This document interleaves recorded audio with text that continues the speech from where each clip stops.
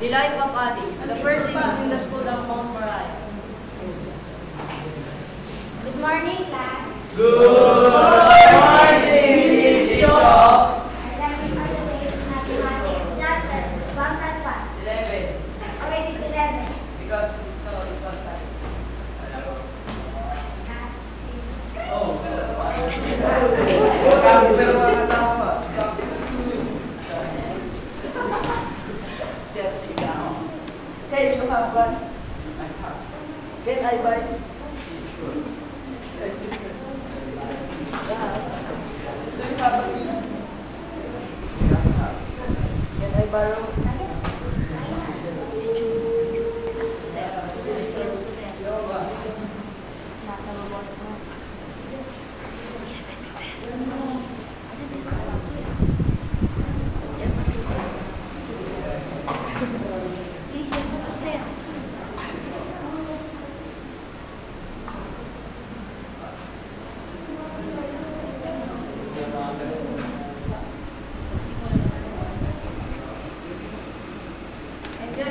Adam the drugs, then Adam left. While Adam is finding a place to use the drugs, his fellow classmates are taking to buy a drink. Hey, give me all your money. I will buy a drink and oh, please Lord. My father is No, thanks, sir.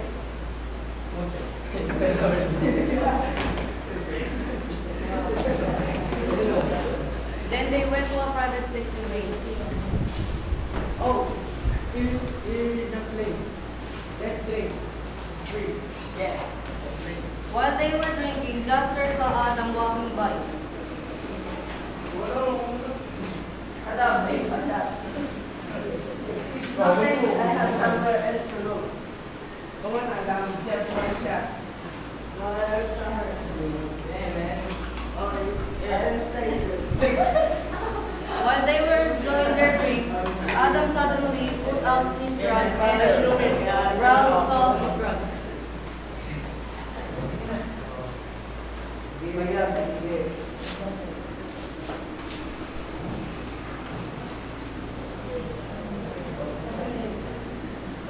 Adam, harap. Freeze!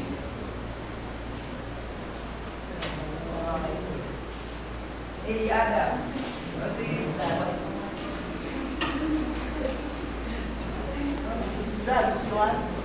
Yeah, I want. Here, this is something. While Brian and Adam were enjoying their drugs, suddenly Eve and Juster and Nata noticed that they were using drugs. Hey, what's that? It's drugs. You want it too? I like it. I want it.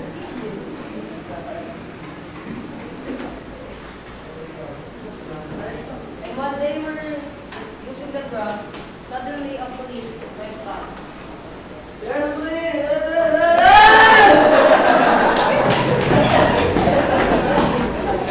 Please, right now, let's using drugs. Ano ba ka?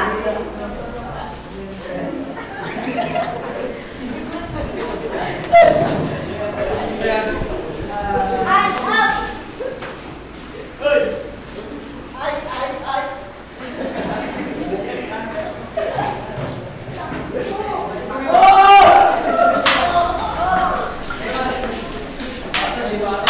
up!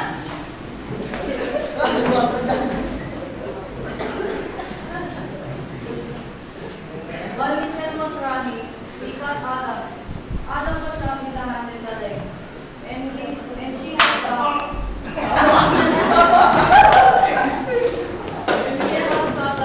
his fellow classmates and went and Michelle was taken to the detention center for days to be rehabilitated.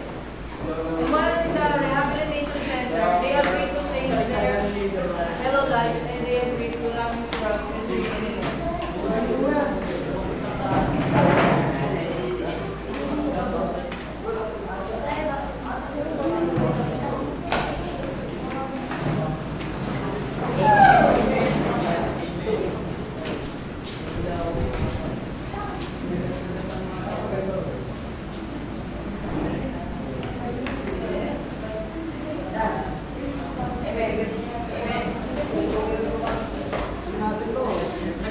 tayo, may ano pa rin, bantaan pa rin. Ate ko pa rin. Amen! Amen! Amen! Amen!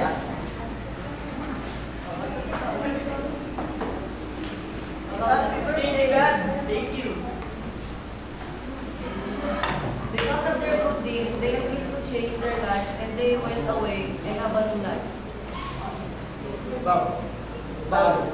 Yun. Wow.